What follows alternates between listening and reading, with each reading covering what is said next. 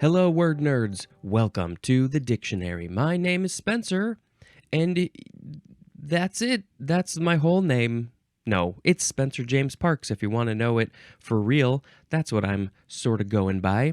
Let's see. I'm trying to think. Oh, yes, I did want to say a little while ago, we had the word endogamy, which was about marrying within your group of people. And I believe what I said was essentially thinking along the lines of this is something that you choose to do. You choose to marry within your group of people, which I believe is part of it.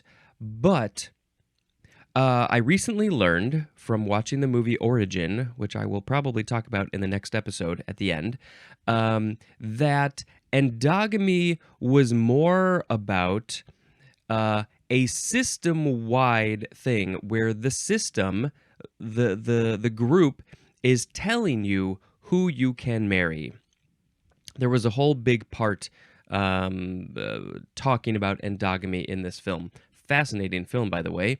And so I just wanted to call out that, obviously the dictionary only gives you so much information, and I didn't have all of it. I had never heard of this before, and so I wanted to point out to you, if maybe you've never heard it before, that maybe we're all learning stuff. This is it, now. It does say. Now I'm looking back at the definition: marriage within a specific group as required by custom or law. So yes, it did actually get into that a little bit. But yeah. It brings up a lot of things. Yeah. So I just wanted to call that out. It was a recent usage of this word in my life that I wasn't aware of, except for the fact that I had read it during this podcast, this show. So yeah, just it's so funny how sometimes those words pop up, and this was a big one. Okay, let's talk about these words today. We have, the first word is escutcheon. Escutcheon. escutcheon. Noun from the 15th century. 1. A defined area on which armorial bearings are displayed and which usually consists of a shield. It's a defined area. Here's the area. On which armorial bearings are displayed. Did you hear my jaw crack? Armorial bearings, armor. I think of that when I hear the word armorial. So is it on an armor, or are these things that a military uses to show who they are? They're icons, they're whatever those words are. Usually consists of a shield. So is the bearing a shield, or is it on a shield? Defined area on which armorial bearings are displayed and which usually consists of a shield. It seems like the shield is what's going on the thing in the escutcheon. But number 2 is a protective or ornamental plate or flange as around a keyhole. And there is a picture of this escutcheon. It shows a doorknob and a keyhole, and then there's this rectangular plate around the whole thing. It doesn't really matter the design. There's a couple of swirly, curly-Q swirly things at the top, and then 2 on the bottom. So it's now, is this protective against the door? Like when people are trying to stick the key in and they keep on missing the keyhole, it's protecting the door when you have this metal plate. I don't really know what the point is, but I think most doors have this escutcheon. Never heard of this before. Number 3, the part of a ship's stern on which the name is displayed. That's just where the name goes. Just put it there. Now, this just seems like a plaque, kind of a rectangular, possibly metal plate. That just seems like what this is in all of these contexts. But what does the etymology say? Let's see, Middle English, Anglo-French, escutcheon, from Vulgar Latin scution or scutio, from Latin scutum, which means shield. and there's more at the word esquire. So yeah, it's a shield. It's a protective thing. It's just a thing. It's a shielding stuff. That's where it came from. How it became the part of the ship where the name is displayed, I'm not sure. Were they putting names on these escutcheons with the armorial bearings? No clue. Okay, what's the sound effect going to be? That was the last ESC word. We're getting into the ESDs. We're going to go through a lot of the ES section here. What was my sound? Whippity whippity boo. That's a fun sound. Next is ESD, abbreviation. It has a capital E. It's an abbreviation for esdras, which is this in... Oh, it's the next word. Let's just go right to that. Whippity whippity boo. Esdras, that's how you pronounce it. Esdras, with a capital E. ESDRAS. Noun from the 14th century. Number 1, either of 2 books of the Roman Catholic canon of the Old Testament. And then we have these sub-definitions. 1A is the number 2 definition for the word Ezra, E-Z-R-A, Esdras, Ezra. And then 1B is the number 2 definition for the word Nehemiah. I assume that's how it's pronounced. I'm not sure.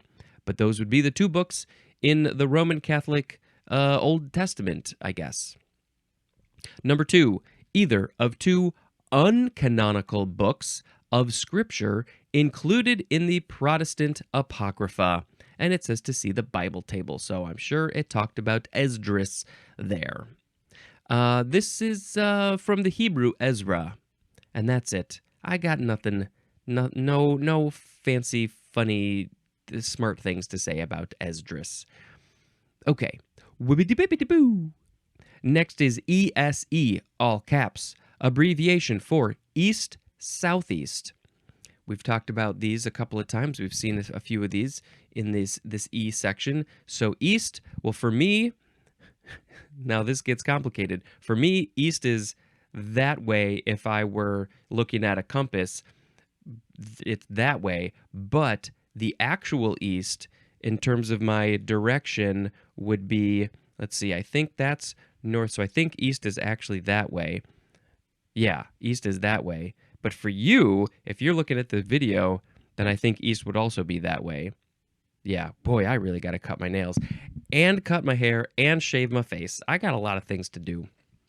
So East, Southeast. So for just for the sake of argument, if East is this way and South is that way, this would be Southeast. But East, Southeast is a little bit closer to East. So it's more like this. It would be 22.5 degrees from East closer to South. Yeah. Okay. Whippity-bippity-boo. We have a suffix, an adjective suffix now. Ease, E-S-E, or it could be ease. I think usually it's ease. This is the first form, and it means of, relating to, or originating in, and then where, a certain place or country. And that would be the first part of the word, because we have the example, Japanese. So if you are relating to, about, originating from Japan, then in English, you would say Japanese. A person from Japan is Japanese. Now, obviously, different languages all over the world have different forms of their words to say the same thing. But that's why this is an English podcast. We're talking about the English language. It's an English dictionary. I speak English sometimes okay, and that's it. The etymology, I mean, it's from different language forms. Portuguese, S-E-S. Italian, ease. I don't know how the Italians say that. Spelled the same. Latin, ensis. So all of these are the suffixes that basically mean the same thing, probably, relating to coming from a certain place. But we have a second form. Wibbity-wibbity-woo! The second form of ease is a noun suffix. The plural is just the same letters. Number 1, native or resident of a specified place or country, as in Chinese. Now, what is the difference between these two? Now, the first one, the first form, is something that's related to originating from a place, not necessarily talking about a person. That rice could be Japanese, Japanese rice, because it's an adjective suffix. You're describing it in that way. But this second form, noun, you're talking about a noun, a person, place, or a thing. So this one, it's the native or resident of a place. That's where you would use this suffix. But you're not going to use it for all countries. You know, we use different suffixes. Somebody from France is not a Francese. So where do you use it? They're French. So yeah, it's interesting. I'm sure there's some sort of rule when you use this suffix opposed to other things, but I don't know, it's just going to depend on the word, I guess. 2A is a language of a particular place, country, or nationality, as in Cantonese. Now, that would be the language, one of the languages that is spoken, I believe, in China. It might be spoken in other places too, but I'm pretty sure it's in China. But, you know, also there's a language in China called Mandarin, and that doesn't have the "is" suffix. So some of them get it, some of them don't. 2B, this is speech, literary style, or diction peculiar to a specified place, person, group, discipline, subject, or activity, lots of things. And this is usually in words applied in depreciation. Depreciation, as in journalese or baseballese. Am I reading that? Depreciation? Yeah, that's the word. Now, I think of depreciation as something else, like the value of something is going down.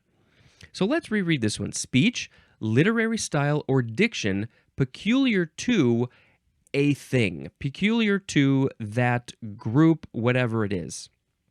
So, journalese, this is probably the jargon that journalists use when they're talking about their job, their work, whatever. Baseballese, you know those baseballers, they have their own sort of language. They're talking about errors and balls and fouls and stuff. This is all part of baseballese. Yeah, never heard of those two specifically, but I've definitely heard it used and used it myself to talk about this is the sort of the language that this group uses. I'm trying to think of any other examples. I feel like there's one in particular that I can't come up with at the moment, but you know, you can make up anything if you have a specific group. Like, okay, for instance, I'm in the Weird Al fandom group, and you know, there's definitely some Weird Alese there because there are words and phrases that get used a lot in his lyrics, and you know, things that are related to him that, you know, we Weird Al fans know, but not everybody else is aware. I'm not going to tell you. You have to learn it yourself. No additional etymology. So let's go to esemplastic. Esemplastic. It's ESEM and then the word plastic. I don't know if this is related to plastic at all. Let's find out. Adjective from 1817. Shaping or having the power to shape disparate things into a unified whole. Unified whole, all the stuff. As in, the esemplastic power of the poetic imagination. Whoa! That's a quote from W.H. Gardner. So poetic imagination has the power to shape disparate things into a unified whole. Using words, you can evoke a feeling, evoke something, emotion. You see, I don't do the poetry, so I can't even describe it so good. I'm not good with words. I think you've learned that probably by now.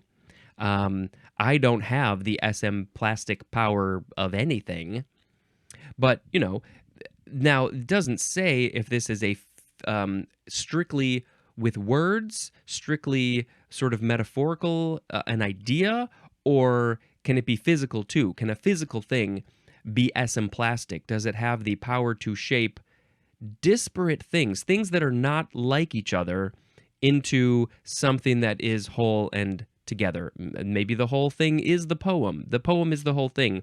Or maybe just the line or a few lines, a stanza is the whole thing.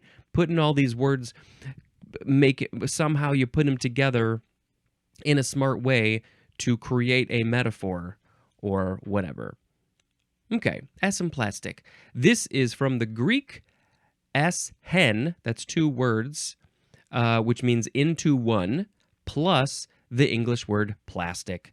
Things that are plastic are like, we're not literally talking about plastic, the stuff that is ruining our planet.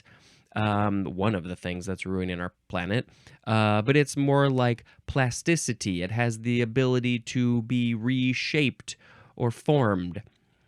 So you are reforming stuff into one thing. That's what that first part means. Okay, interesting. Wibbly babbly boo. Next is essenrine. Essenrine. E-S-E-R. Esserine. I think I added an N in there. Esserine. E-S-E-R-I-N-E. Noun from 1879. The synonym is physostigmine. Physostigmine. P-H-Y-S-O-S-T-I-G-M-I-N-E. Physostigmine.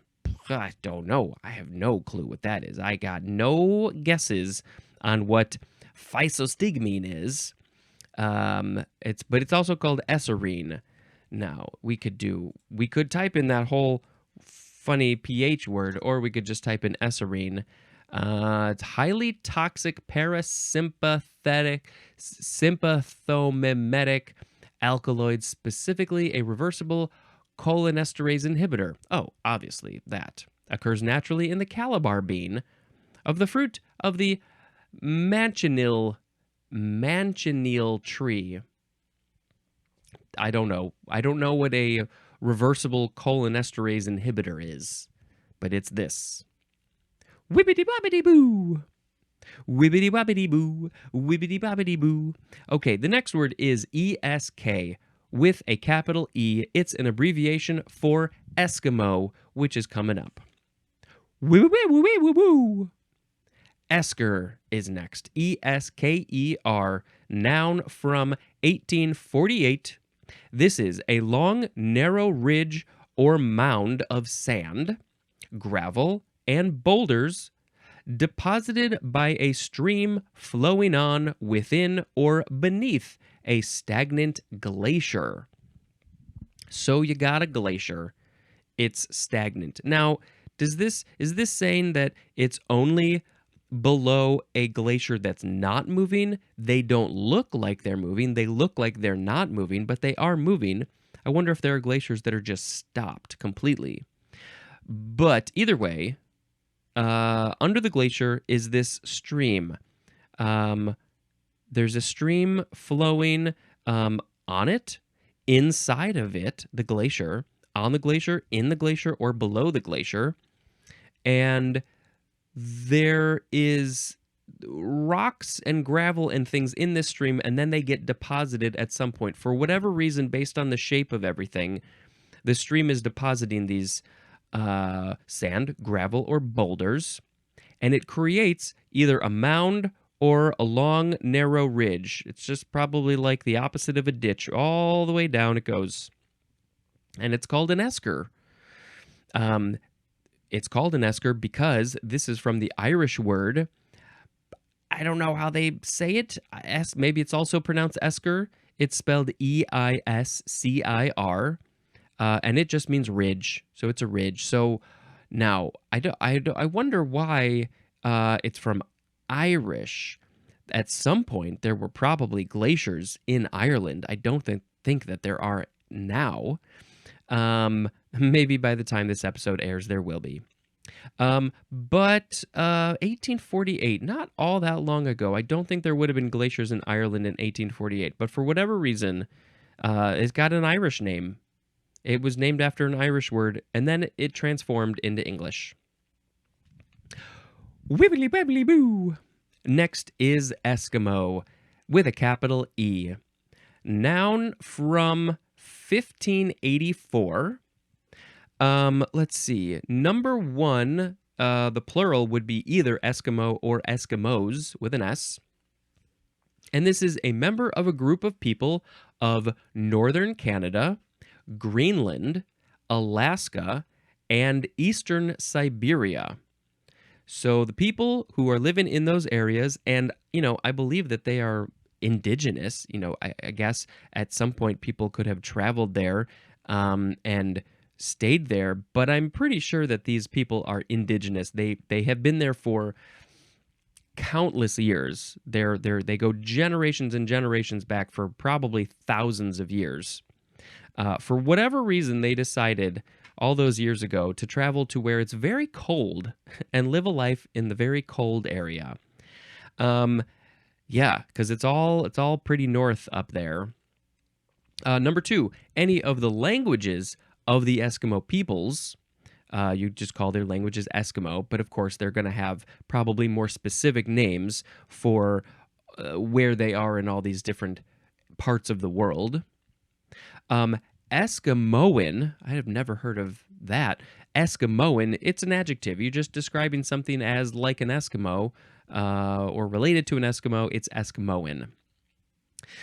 This word there's quite a bit of etymology, which makes sense when you think about it. This is from the obsolete Esquimaux,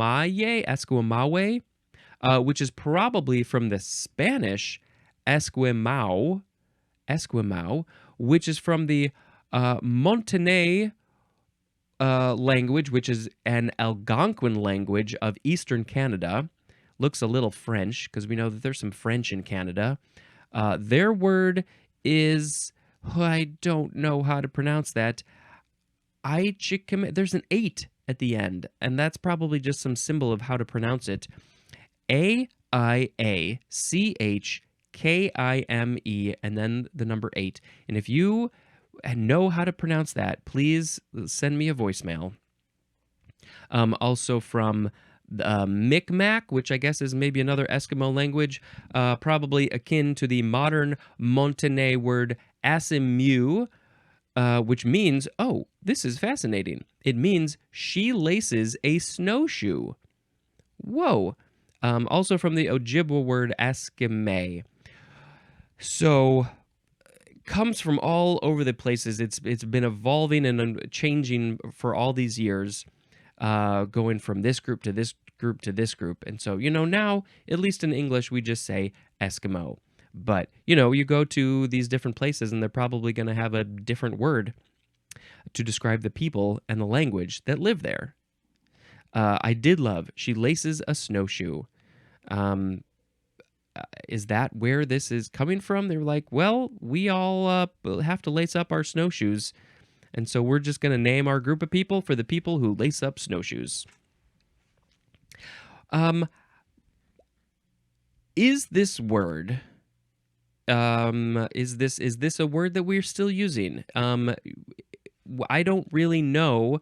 Maybe I'll do a little digging to see if, is this still considered a politically correct word to use? I think probably in some cases it is, possibly depending on the person. Maybe it's not. I don't know. For whatever reason, I feel like maybe it's not. Maybe there's a better word. Let's put it that way. Maybe it's not that Eskimo is bad necessarily, but maybe there's a more accurate word, like maybe the specific groups in Canada, Greenland, Alaska, Siberia, maybe other places. Maybe those specific groups have a name for their tribe or their whatever. Yeah, I'm not sure. I can't really think of one. I feel like in my brain there might be one, but I'm not sure. I do have to shout out, and this maybe also has not aged very well, but there's a very silly song. I think it was originally on the TV show Mad TV. Is that what it was called? It was like the Mad Magazine sketch show. And I heard it on a Dr. Demento collection, and it's the I don't know the exact title, but it's basically I'm the only gay Eskimo in my tribe, and it's just a very funny play on words. And again, not entirely sure how it's viewed these days. This was quite a few years ago when I heard this, but it is very funny, and I'm not going to sing it to you. Okay, the next word. It is Eskimo Aleut. Now, this is two words with a hyphen. The second word is capital Aleut, noun from 1921. This is a language family including Eskimo and the Aleut languages. So they're probably related to each other. They're probably similar in some ways. Is Aleut another word for Eskimo? What I want to do, though, I want to, just because for my own mental sake, I'm going to just do a quick little search for just another word for Eskimo, because it's kind of bugging me. I mean, native, indigenous, Alaska Natives increasingly prefer to be known by the names they use in their own languages. Yeah, makes sense. Such as, now I don't know how to pronounce this, Inupiaq or Yupik, and Inuit. Now I've definitely seen this word, and yes, this is probably the word that I was thinking of but couldn't come up with. Inuit is now the current term in Alaska and across the Arctic, and Eskimo is fading from use. So yes, Inuit would be a more accurate word because it sounds like it comes from their own language, opposed to this that came from a variety of places. Okay, glad we checked that. Next is Eskimo Curlew. I think that's probably about how you say it. Curlew. This is two words. Noun from 1813. An extremely rare New World curlew that breeds in northern North America and winters in South America. Wow, that is a huge range. Northern North America, that's Canada and Alaska. Let's bring the hand down so you can see it if you're watching the video. That's way up here. The scale is way off. And then they go all the way to South America. They go through Canada, maybe through Alaska, through all of the United States, into Mexico, and then possibly into, all those other countries in Central America and all the way down to South America. That whole continent, Brazil, Chile, Argentina, where are they? And also, what is a curlew? I feel like I've never heard. It's a bird. Okay, well, that makes sense. They're not a whole lot of animals that can go that distance other than birds, because they can fly. Oh, they have a very long, skinny bill. Yeah, I gotta post a picture on the social media of this Eskimo curlew. Are we changing the name of the Eskimo curlew to Inuit curlew or just something else curlew? It's rare, and the species name is Numenius borealis. And I think borealis, something about the north, probably. I know I've learned this before, and I always forget. Okay, yeah. They make babies in northern North America, and they spend their winters in the south where it's warm. It's not winter for them.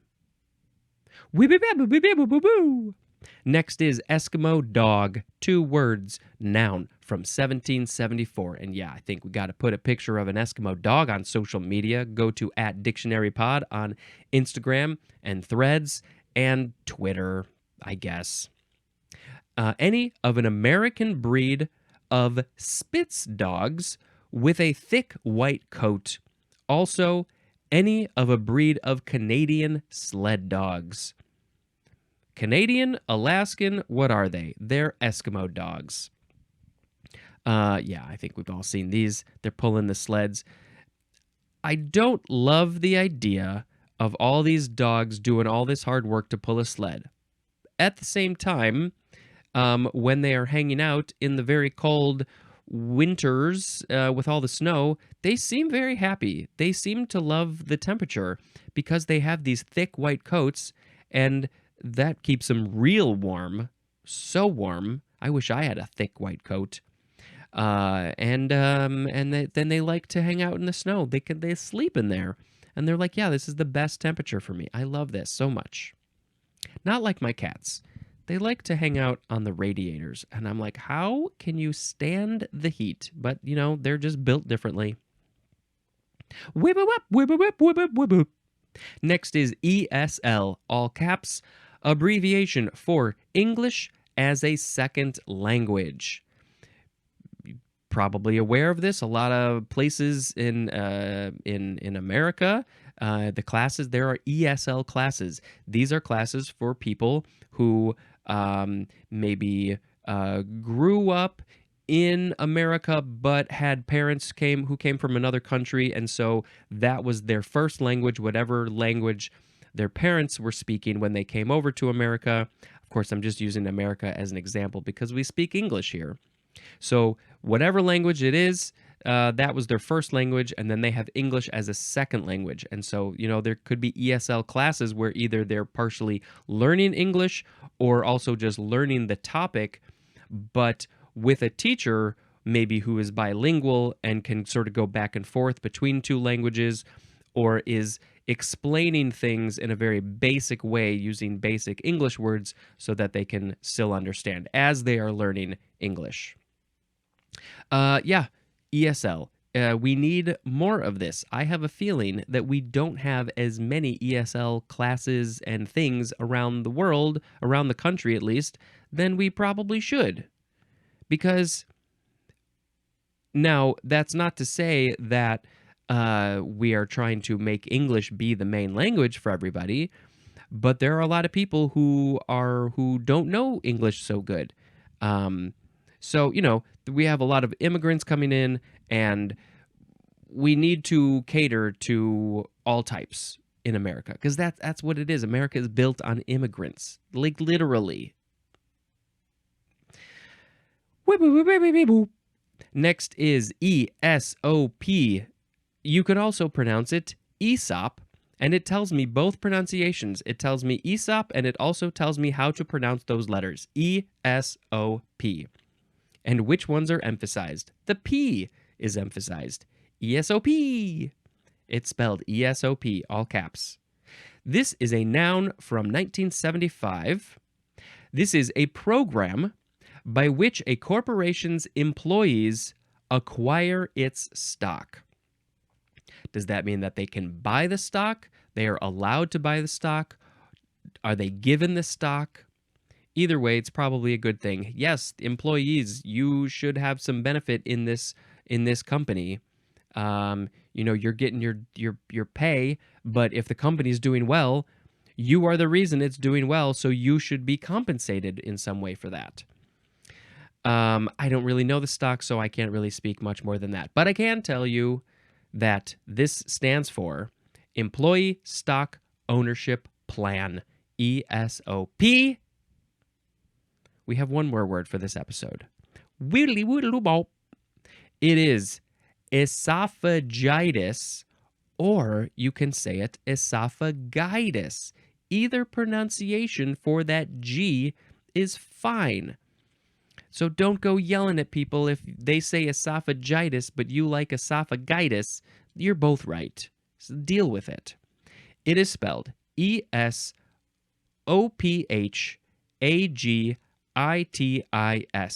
Noun from circa 1900. The plural would be esophagitides or esophagitides. This is inflammation of the esophagus. just that whole, I believe it's just the whole tube that goes from your throat to your stomach. It's about right there. Well, you can't see it. That's the esophagus, right? Why do I second guess myself on all these things that I know? That's what it is. It's the esophagus. We're going to talk about the esophagus in the next episode. It'll be the first word.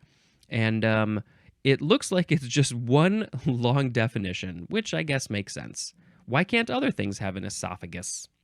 But if it's inflamed, you got the esophagitis. Esophagitis? I think I like esophagitis. Yeah, that's it. Let's read the words again, and then we can pick a word of the episode. We had escutcheon, E-S-D or esd, esdras, E-S-E, ease, esemplastic, esserine, esker, Eskimo, Eskimo Aleut, Eskimo curlew, Eskimo dog, ESL, Aesop, and esophagitis. Let's see. Okay, well, I liked a few of these. I thought escutcheon was pretty interesting, especially the one that's the plate around the door handle and the keyhole. Didn't know that had a name. Of course it has a name. Everything has a name. What are you talking about? Esemplastic I thought was a pretty interesting concept of something has the power to shape or is shaping things that are not alike and putting them all together into a thing. Let's pick that. Let's pick esemplastic as the word of the episode. Because when I'm making this podcast, I'm being esemplastic. I'm taking all these words and I'm putting them into a whole thing. Wish it would have rhymed better, but that's okay. Esemplastic. That's it. That's the word of the episode. Yay! We learned all these fun words. And now I'm going to tell you about another movie that I watched. Now, I already mentioned Origin, but that's going to be saved for the next one because right before Origin, I watched, finally, Howl's Moving Castle. I think it was 2004, I think it said. Never saw it. Somebody recommended it to me because we're working on an animation thing and they watched it and they were inspired by the style in some way. I need to get some more information, but they said, yes, this is sort of something about this is what I like to create this animation. So I said, yes, I've been wanting to see this for years. It looks very interesting. That style of animation, Studio Ghibli and all those other similar movies are not ones that I'm really familiar with. I haven't watched only just one, I think. And so I thought, yes, I should watch this. So yeah, it's a beautiful, beautiful movie. Really interesting, sort of weird, fantastical stuff going on. Definitely recommend it. It's a fun watch. Very visual. Really cool stuff in there. Okay, that's it for this episode. Thank you so much for listening and possibly watching on YouTube. It's just right there. Go to my YouTube channel, @SpeedJampart, and just watch all my videos. Just hit play and let them go all day, every day. This has been Spencer dispensing information. Goodbye.